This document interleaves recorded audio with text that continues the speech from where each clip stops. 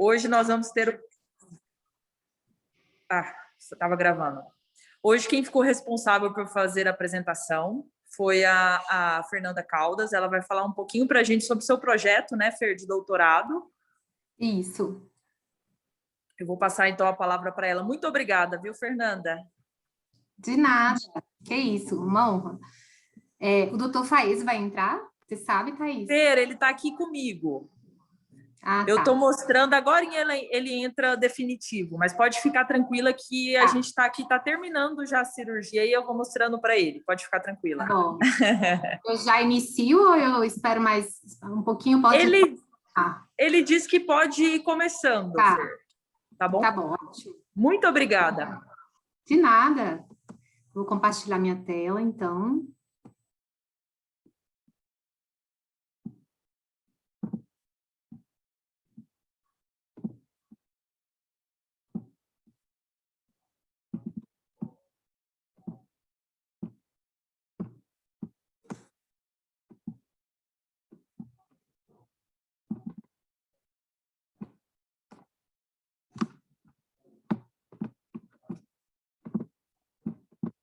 Vocês já estão conseguindo ver a tela, Thaís? Sim, Fernanda, tudo certo. Tá tudo certo. Tá bom. Obrigada, então, pessoal. Boa noite mais uma vez. O doutor Faes pediu para eu falar um pouquinho do projeto, né? Por isso que eu perguntei se ele ia participar, porque daqui 15 dias, a gente vai fazer a qualificação. E aí eu gostaria também de pedir sugestões para vocês, né? Tudo que for para construir e vocês puderem nos ajudar de forma, né, com críticas construtivas. Eu estou aberta a sugestões e vamos iniciar então. Então, o tema do nosso projeto é uma nova ferramenta de avaliação do implante coclear. Então, vamos fazer uma investigação dos resultados audiológicos e dos testes de percepção de fala. Então, fazendo só um pouquinho, assim, um histórico sobre o implante, né? O implante, ele foi aprovado mais ou menos na década de 80 pelo FDA. Ele começou sendo, a cirurgia começou sendo feita primeiramente nos pacientes com surdez severa profunda pós-lingual. Apenas na década de 90 que as crianças começaram a ser submetidas à cirurgia, né, com mais de 2 anos de idade, e apenas no ano de 2000 as crianças foram submetidas à cirurgia com menos de 12 meses. É uma tecnologia, um dispositivo eletrônico que ainda continua sendo uma das opções mais confiáveis para a reabilitação auditiva para esses pacientes que têm perda severa profunda, que não se beneficiam do aparelho de amplificação sonora para o desenvolvimento da linguagem oral e da comunicação. Falando um pouquinho sobre a situação do implante coclear no mundo, e especificamente na América do Sul, o implante coclear ele ainda é um tratamento muito econômico para as perdas auditivas, né, na Europa, na América do Norte, e em alguns países em desenvolvimento.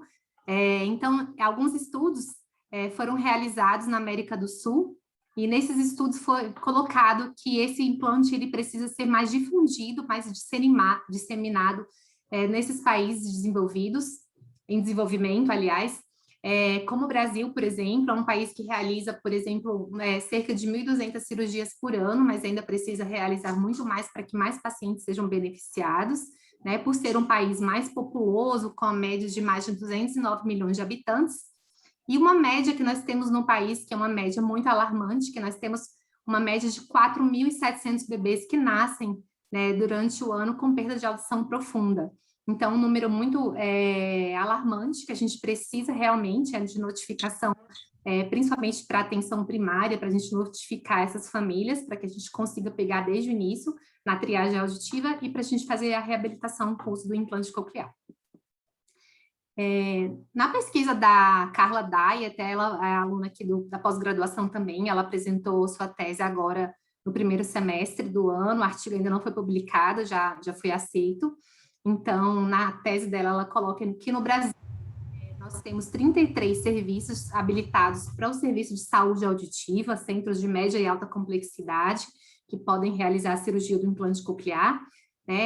Dentro dessa pesquisa também, ela coloca que classifica os equipamentos audiológicos cadastrados por região geográfica. Eu coloquei apenas alguns para a gente começar a pensar um pouquinho no objetivo da nossa pesquisa. e nesse estudo ela coloca que desses 33 serviços, tem 114 audiômetros cadastrados, 101 cabinas acústicas e 44 sistemas de campo livre. E é onde a gente chama atenção, né, para apenas esses 44 sistemas de campo livre, que a gente pensar, o paciente com o implante coclear, ele precisa ser submetido aos testes de percepção de fala e tom puro com campo livre, né? Realmente a gente sabe que alguns centros a gente não tem nenhuma cabina, e alguns centros não se beneficiam desse instrumento para avaliação e validação dos testes de percepção de fala. Então, após a cirurgia do implante coclear, né, isso é mais do que já conhecido, que o paciente precisa realizar a programação do dispositivo eletrônico para a gente conseguir estimar os níveis mínimos e máximos, né, isso a gente não pode fazer a olho nu, e a gente não pode também superestimar nem subestimar esses limiares. Então, por exemplo, a gente precisa depois fazer uma validação dessa programação para a gente saber se realmente esses ajustes que foram programados no dispositivo eletrônico, se o paciente está tendo benefício, fazendo com que ele tenha um bom desempenho auditivo e fazendo com que esse paciente seja beneficiado com o uso dessa tecnologia. Então, mais uma vez, a gente falando um pouquinho sobre a importância desses testes, né, da cabina acústica, dos centros realizarem para validar e para a gente fazer realmente uma sistematização desses testes de percepção de fala. Hoje no Brasil, né, nós temos vários testes de percepção de fala que são realizados, e eu vou chamar a atenção para o teste de percepção de fala no ruído, que é o RINT. O Hearing Noise Test, ele foi desenvolvido em 1994, ele foi validado e traduzido para o português brasileiro. É um teste que nós realizamos reconhecimento de fala de sentenças em situação de silêncio e de ruído. Nós realizamos esse teste com duas medidas de ruído fixo, onde o ruído ele tem uma medida de ruído linear, e no ruído adaptativo, onde a gente tem a não linearidade do ruído. Com isso, no ruído adaptativo, a gente consegue observar se esse paciente tem uma melhor relação sinal-ruído e como esse desempenho dele está acontecendo, né, com o uso do dispositivo.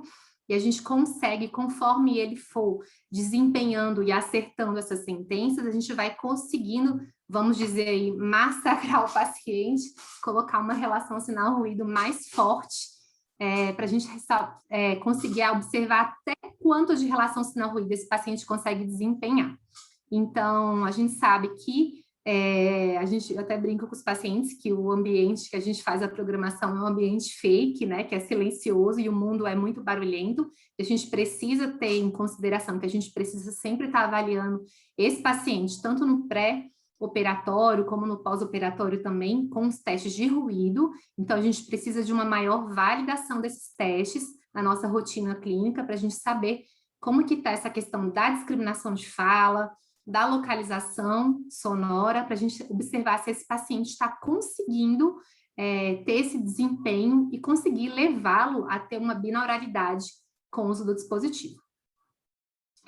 Falando um pouquinho sobre os avanços tecnológicos, né? Então, no ano de 2010, foi lançada um software que é conhecido como Feeding Outcomes Expert, que é conhecido como FOX.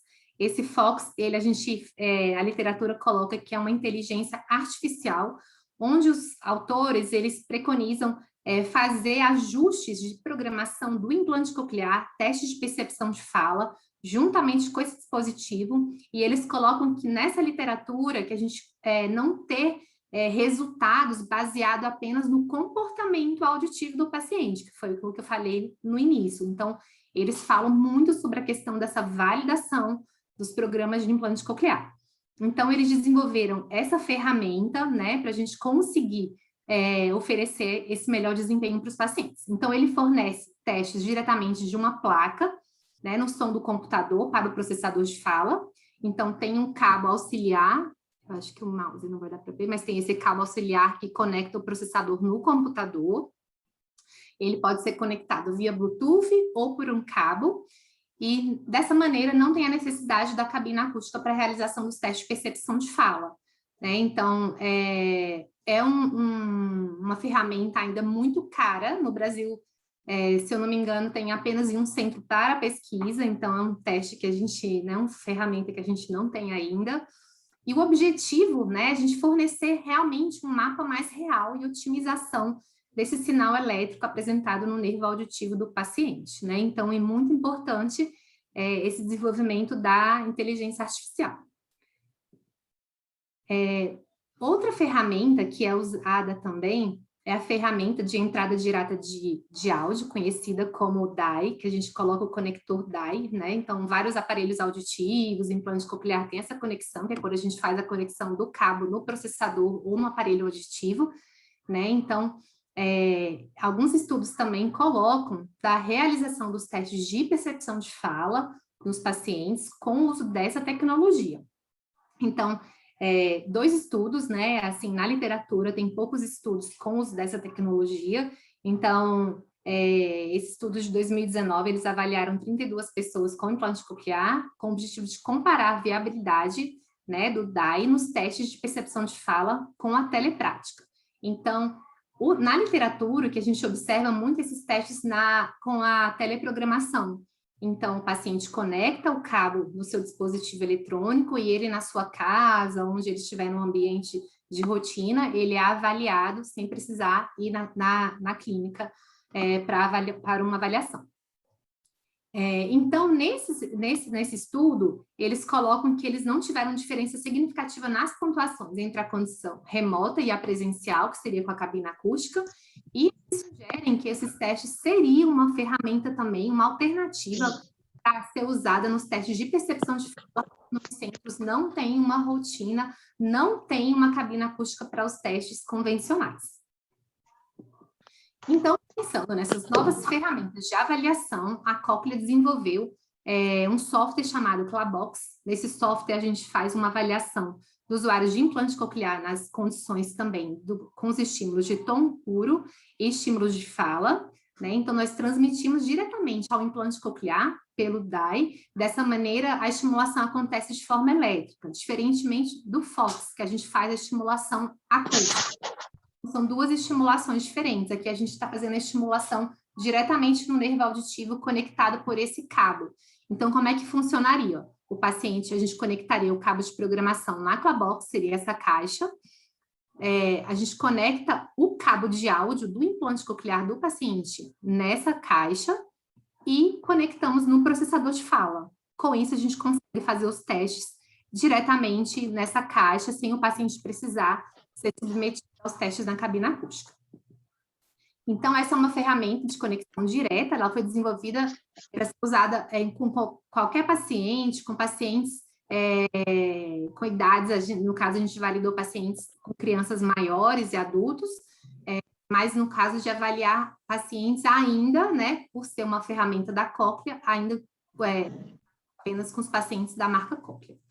Nesses outros estudos, eles conseguiram realizar, não fizeram com uma caixa, mas eles usaram como uma ferramenta de conexão diretamente pelo computador, com marcas diferentes. Por esse ser uma nova ferramenta que foi validada e foi desenvolvida pela Cochlear, esse teste é realizado especificamente com os processadores dessa marca.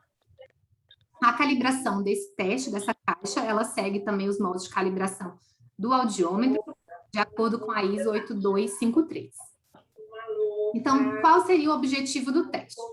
O objetivo geral desse estudo seria comparar os resultados da avaliação audiológica em pacientes implantados, realizado via conexão direta de áudio ao implante coclear, com os resultados da avaliação audiológica convencional, realizada por meio do campo livre. Então, quais seriam os objetivos específicos? As avaliações entre as 2 ferramentas, então nós usaríamos a conexão direta de áudio e a avaliação convencional, que seria a cabine acústica do implante, e nós compararíamos dessas 2 ferramentas para encontrar, saber se existe uma eficácia para tentar substituir essa nova ferramenta pela cabine. Então, a gente compararia os limiares audiométricos, os sons do Ling, o ruído fixo, o ruído adaptativo e a avaliação subjetiva com a escala visual análoga. Então, a nossa casuística, ela incluiu 33 adultos e 17 crianças. Os pacientes precisavam ter no mínimo de 6 meses de uso do implante e a idade foi realizada a partir de 8 anos de idade. Então, nós dividimos os pacientes, eles eram 36 do gênero feminino e 14 do gênero masculino.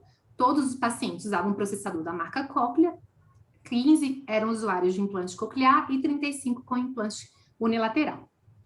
Desculpa, implante bilateral e 35 com unilateral.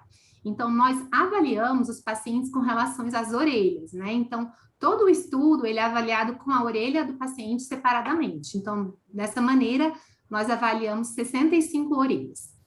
Nós excluímos do estudo pacientes que tinham alterações cognitivas ou intelectuais que não conseguiam desempenhar a compreensão dos testes e fazer com que esses testes fossem realizados. Como metodologia, nós avaliamos os testes em 2 momentos. Então, os pacientes foram divididos os testes na cabina acústica e na Clabox. Nos limiares tonais, nós avaliamos as frequências de 250 Hz a 6.000 Hz, com estímulo sonoro do tipo pulsátil e com pulsação de 1.5 Hz. Os sons Ling foram avaliados para a gente avaliar as diferenças de frequências, né? Entre os sons do Ling, nós dividimos entre o A, I, U, X. Desculpa que eu não coloquei a referência, mas ele foi desenvolvido pelo Dr. Daniel Ling, e é uma ferramenta muito utilizada principalmente com crianças na prática clínica. O teste de percepção de fala, nós usamos o RINT, e nós avaliamos o paciente na cabina acústica na condição de 0 azimuth, então o paciente ficava com o campo livre na sua frente, na distância de 1 metro, e nós avaliamos os pacientes nas 2 condições do ruído fixo, no caso a gente colocaria 65 de apresentação de sons de fala e 55 de ruído competitivo. Esse ruído era fixo, com isso o paciente era avaliado numa lista de 20 sentenças.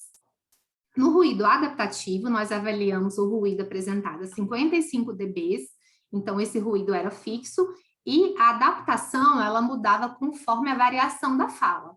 Então, conforme esse paciente acertava as frases, a relação sinal-ruído ficava diferente. Conforme ele acertava, a gente conseguia diminuir 4 dB. E aí, conforme ele errava, a gente aumentaria mais 2 dB, até a gente chegar na relação sinal-ruído, é uma média padrão que é feita pelo próprio software, e a gente utilizou até a variável de 75% de palavras corretas durante as frases. Então, durante a apresentação, a realização de todos esses testes foram realizados, então, tanto na cabina acústica quanto na Clabox.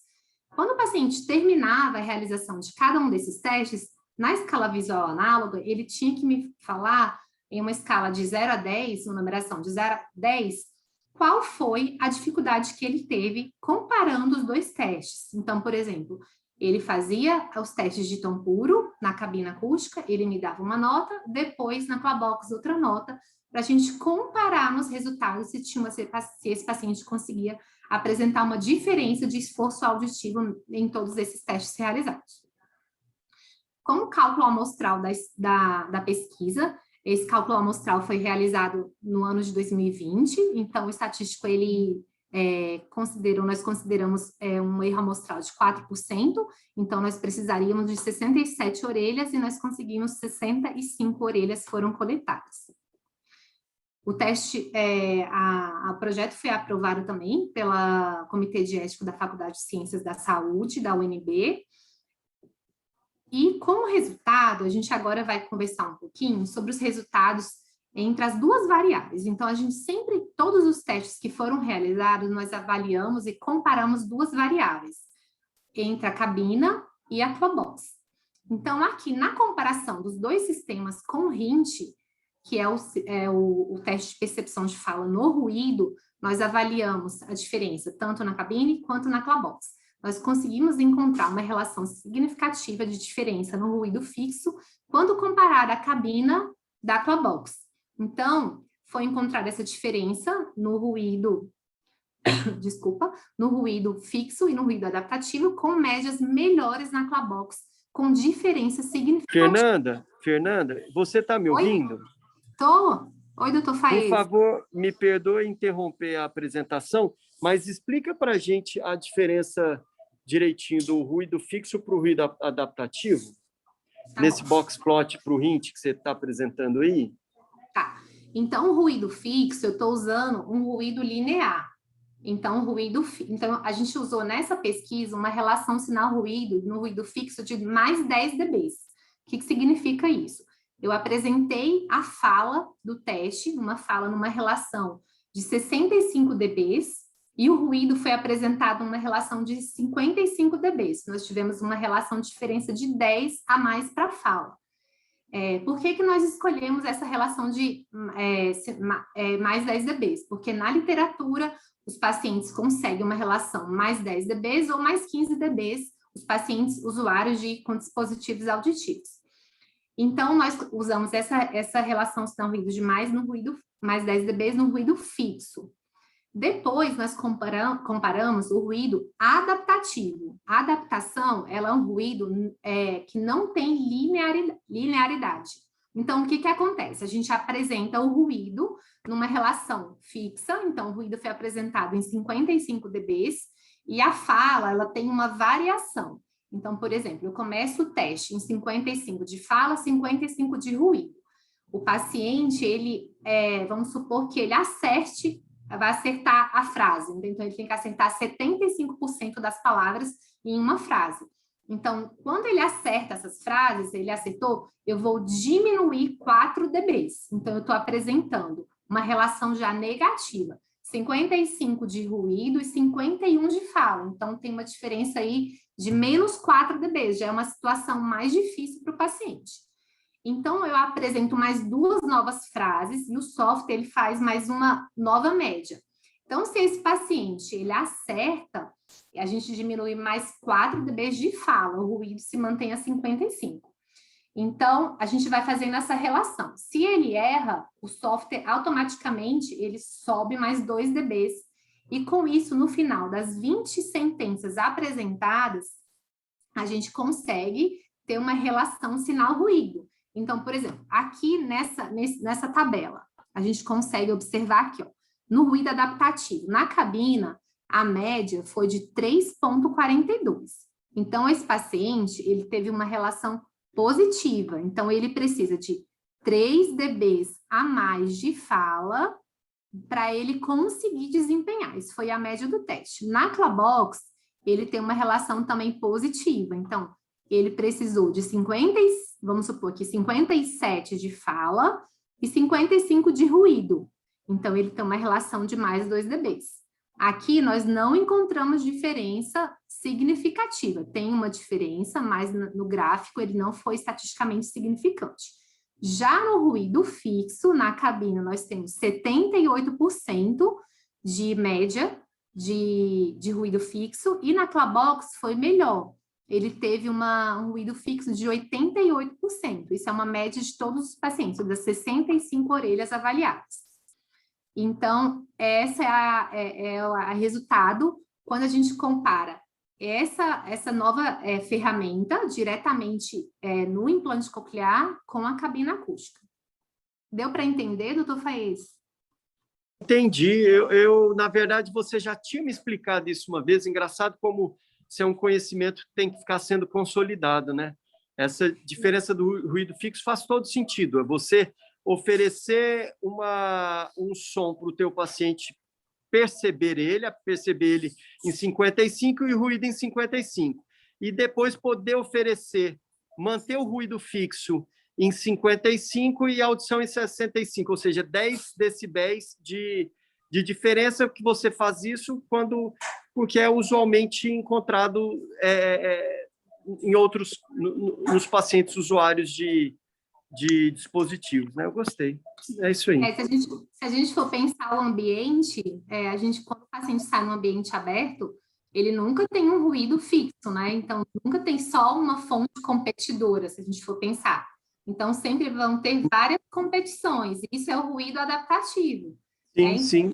Que é mais... Uma fonte competidora que apresenta o ruído numa intensidade, outra fonte competidora que apresenta o ruído em outra intensidade, e ele precisa compreender a fala com todas essas competições vindo ao mesmo tempo, dessas fontes que competem com a fala.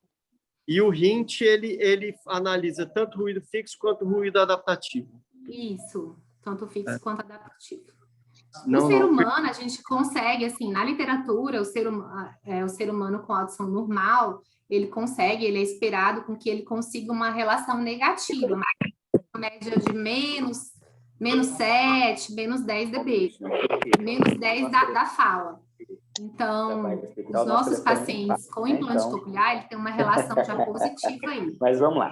E é justamente isso, né? Assim, a gente precisa, na verdade, confrontar as pessoas. Laura, Laura, tem que cortar o áudio, Laura, de quem não está apresentando.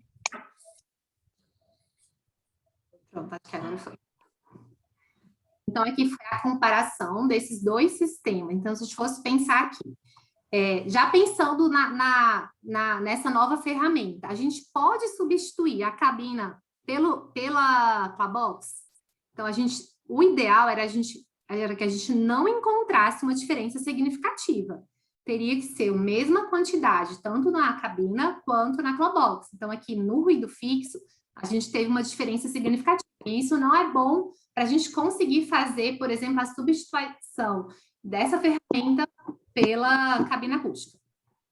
Quando a gente faz a comparação nos sistemas com a audiometria em todas as frequências, então aqui, diferença significativa em praticamente todas as frequências, só não tivemos em 250 Hz. Então, se a gente for pensar, os pacientes, eles tiveram uma melhor resultados, né? Então, aqui na média, a média foi melhor sempre na cabina acústica do que na Clabox. Então, isso era uma medida que a gente não esperava. A gente esperava que essa diferença fosse igual, mas a gente encontrou uma diferença significativa. Então, a gente tem que fazer alguns ajustes, né? Não é uma diferença tão grande, se a gente for pensar, mas para fazer com que a gente consiga comparar, né, essas duas validações aí, tanto no campo livre, quanto nessa nova ferramenta com implante. Aqui, quando a gente compara os sons do Ling, tanto no campo livre quanto na Clabox, nós não tivemos diferença significativa, exceto no fonema I. Então, apenas nesse teste estatístico de capa que a gente consegue essa diferença significativa. Então, a gente tem uma diferença que a gente também não espera, mas que a maioria dos pacientes, né, a gente for pensar, eles tiveram não foi igual, né, ele desempenhou, os resultados foram iguais, tanto no campo livre quanto na Clabox. Aqui, nessa ferramenta, quando a gente faz, então aqui que a gente pensou, aqui nessa tabela, nós pegamos o Hint, o ganho funcional, que seria a audiometria, e os sons do Ling, essas três ferramentas, e nós comparamos com a escala visual análoga. Então, o paciente terminava o teste, ele tinha que falar para mim, ele me dava uma nota nessa escala psicométrica, falando de forma subjetiva, o que ele teve, né? O que ele apresentou de dificuldade nesses dois sistemas. E aqui, o que chama muito a atenção, mesmo a gente tendo diferenças significativas, tanto nos limiares audiométricos, quanto no Hint, no ruído fixo, esses pacientes, eles nos relataram que esse esforço auditivo foi igual, tanto na Clabox quanto na cabina acústica. Esse é um dado que a gente não tem na literatura, né? Então, os dois estudos que usam essa ferramenta, eles não fizeram essa comparação. Então, isso a gente coloca na discussão como sendo uma avaliação. É uma avaliação subjetiva, mas esse paciente, ele não apresenta diferença. Então, ele não falou para mim, nossa, foi muito mais difícil na Clabox, foi muito mais... Alguns pacientes até nos relataram, foi um pouco mais fácil na cabina, porque eu já tenho experiência, outros eu relato mais fácil na Clabox, mas, na média, não tivemos diferença significativa. Então, isso foi bom para a gente observar que esses pacientes tiveram uma resposta parecida nos dois instrumentos, os dois sistemas avaliados. Quando eu faço a comparação, então aqui nós comparamos o RINT com ganho funcional quando comparar as faixas etárias entre crianças e adultos. Então, aqui nós não encontramos diferença significativa, tanto nos limiares audiométricos, quanto no RINT, no ruído fixo, tanto no adaptativo. Então, esse resultado também é um resultado muito bom para o estudo. Por quê? A gente mostra que as nossas crianças que foram implantadas precocemente, que fazem terapia, que os adultos também que são reabilitados, que têm bom acompanhamento, a gente conseguiu, né? A gente tem uma média aí igual para essas duas faixas etárias, entre crianças e adultos também, e isso é um dado que a gente não encontrou na literatura. Aqui nós comparamos a perda auditiva. Então, aqui nós dividimos o grupo pré-lingual, os pacientes que tinham perda auditiva pré-lingual, do grupo pós-lingual. Então, nós tivemos aqui diferença estatística entre a perda auditiva pré e pós-lingual na frequência de 1000 Hz na cabina e na Aquabox, e na frequência de 2000 e na média quadritonal. Então, a nossa média, nós usamos a média de 500, 1000, 2 e 4, e nós tivemos apenas diferença na cabine.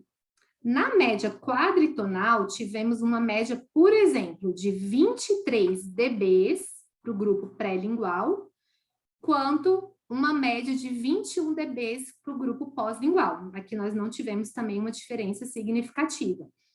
Então, mais uma vez, assim, é um dado que a gente não tem na literatura também. Então, são pacientes que têm uma boa reabilitação e que a gente não observa tanta diferença nesses dois grupos, né, que se a gente for pensar, são grupos de diferença muito grande, né, com relação à privação auditiva. Então, foi um resultado que foi muito bom encontrado para a gente apresentar na literatura. Então, alguns estudos, né, para falar a verdade, nós temos apenas 2 estudos, tem um que foi publicado mês passado, mas ele ainda não tem o artigo impresso, então eu não consegui colocá-lo aqui na apresentação. Então, nesse estudo de 2019, eles encontraram, esses 2 estudos que tem na literatura, como eu falei no início, eles são estudos que foram realizados por essa conexão direta no implante, via remoto, então paciente por teleprogramação, e presencialmente com a cabina acústica, diferentemente da nossa pesquisa, a nossa pesquisa foi coletada presencialmente, e nós comparamos essas 2 ferramentas, esses 2 sistemas de forma presencial.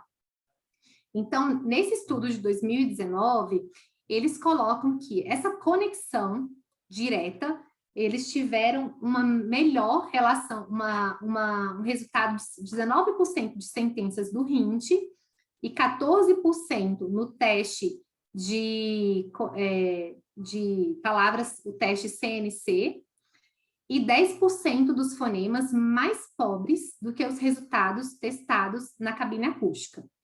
Então, o que eles colocam? Que por paciente estar de forma remota, o desempenho não foi tão bom quanto encontrado na cabine, que foi um resultado diferente do que a gente encontrou no nosso estudo. Nós encontramos um resultado melhor na conexão direta, quando comparada no ruído fixo na cabina acústica. Então, nesse outro estudo também, eles fizeram, de 2012, uma comparação remota e presencialmente também com a cabina, e eles encontraram diferenças também nos testes de percepção de fala inferior na condição remota. Então, esses estudos, eles apresentam resultados iguais, mas vale ressaltar mais uma vez que foram estudos realizados de forma remota. Então, nesses estudos, eles colocam que essa diferença, ela pode ser atribuída aos níveis de ruído, por exemplo, onde no ambiente que o paciente foi testado, e um maior tempo de reverberação nos locais remotos quando comparado com a cabina acústica. Nesse estudo, nós utilizamos apenas o teste presencial. Então, dessa maneira, nós tivemos melhor resultados com a conexão direta do que a cabina acústica. Então, na literatura, o nosso estudo é o primeiro estudo que faz esses dois testes de forma presencial. Então, nós encontramos essa diferença melhor na conexão direta. E nesse outro estudo de 2019, eles colocam que essa proporção de entrada de 100% na porta auxiliar, então, quando eu conecto o cabo diretamente no processador de fala, eu estou fazendo com que esse paciente ele tenha uma percepção diretamente no processador.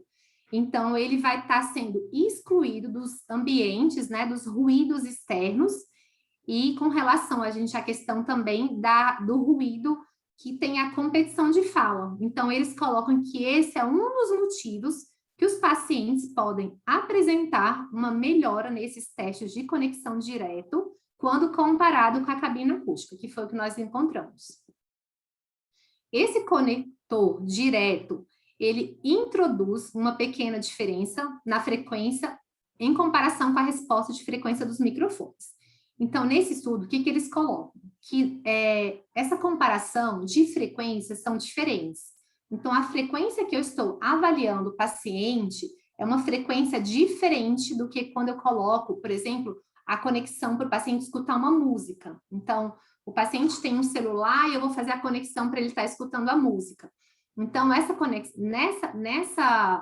fala que eles chamam que tem sons filtrados, eles não conseguem relatar a diferença. Mas quando a gente faz uma avaliação com testes formais, por exemplo, com tons puros, esses pacientes eles têm um desempenho pior, que foi o que nós encontramos no nosso estudo também. Então, esse estudo também, eles avaliaram pacientes com a marca Cochlear e com Advanced Bionics.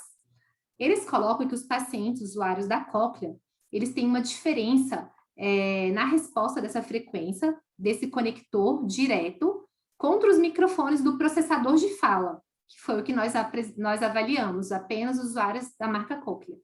E dessa maneira, essa diferença pode contribuir para as pontuações reduzidas na condição da conexão direta, que foi o que nós encontramos também.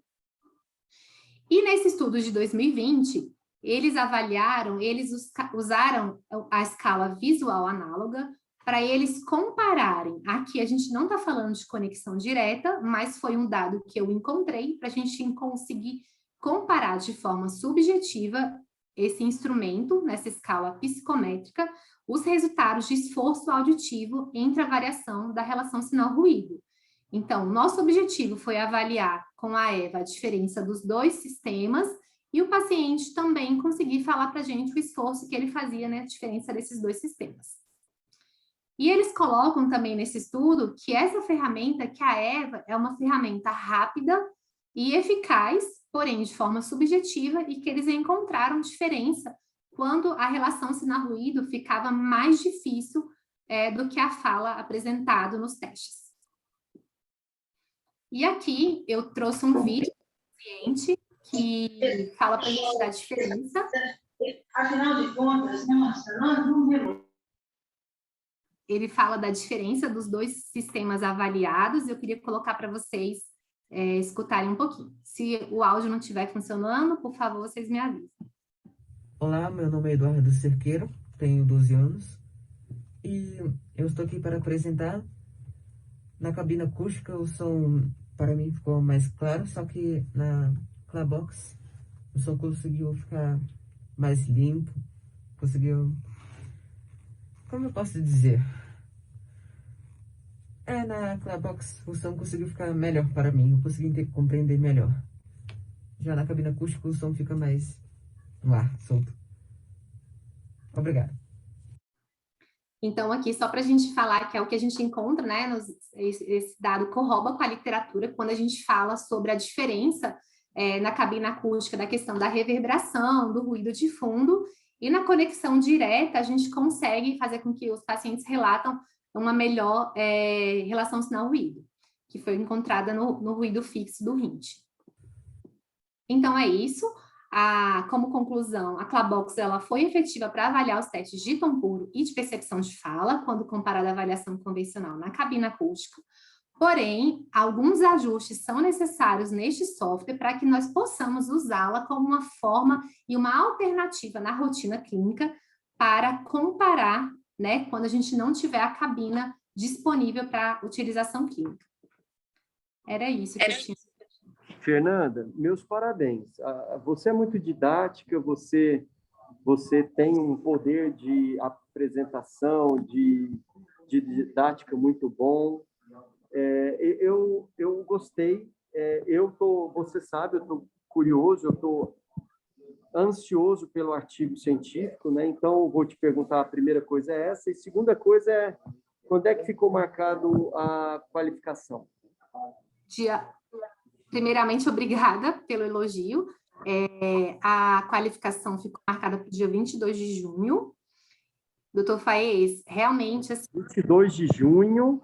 22 de junho, daqui agora 15 já, dias. Daqui Isso. 15 dias. Vai dar que dia? Terça-feira. Que horas?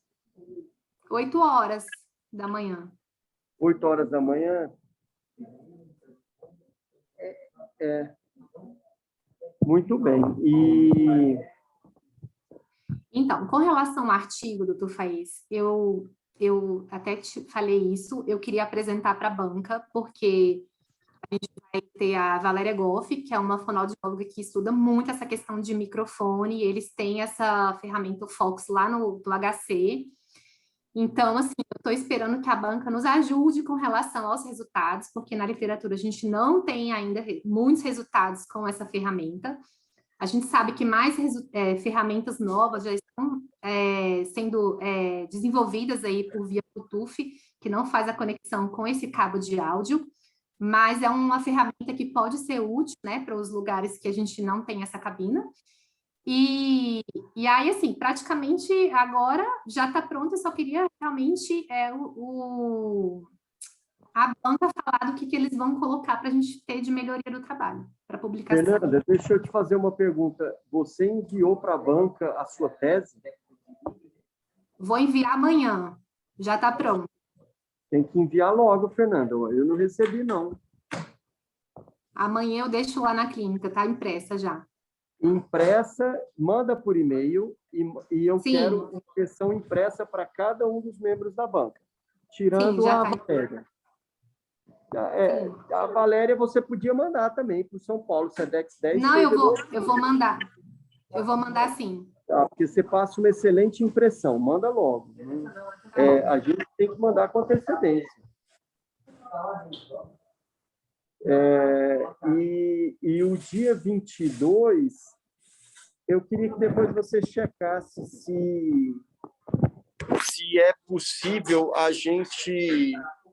Se você consegue, junto ao programa de pós-graduação e junto à banca, se ao invés de terça, se pode ser sexta, às 8 horas. Tá. Sexta-feira... Da mesma semana. Do dia 22. Da mesma semana, vai dar dia 25, né? Isso, dia 25. Se pode ser sexta do dia 25 às 8 horas. Tá. Tá bom? Tá bom. Mas amanhã eu te ligo para a gente combinar direitinho a data. E eu quero que você leve para mim amanhã a tese. Amanhã é quinta. Isso. Na sexta-feira, eu quero que você separe 1 hora da sexta-feira, a gente pode almoçar juntos, lá na minha sala mesmo, e eu quero dar uma olhada na tua tese nessa sexta-feira, tá? Tá bom. Tá bom? Alguém tem alguma sugestão? Eu tô vendo que a Isabela tá aí, a Isabela vai estar na banca também. Isa, tem alguma sugestão? Vou deixar para falar no dia.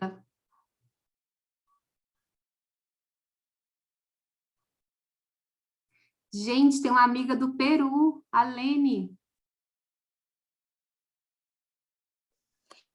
Fê, parabéns, viu? Eu te mandei pelo WhatsApp algumas sugestões que eu fui dando print e aí a gente conversa lá na clínica, porque eu acho que são coisas mais específicas. A Carol.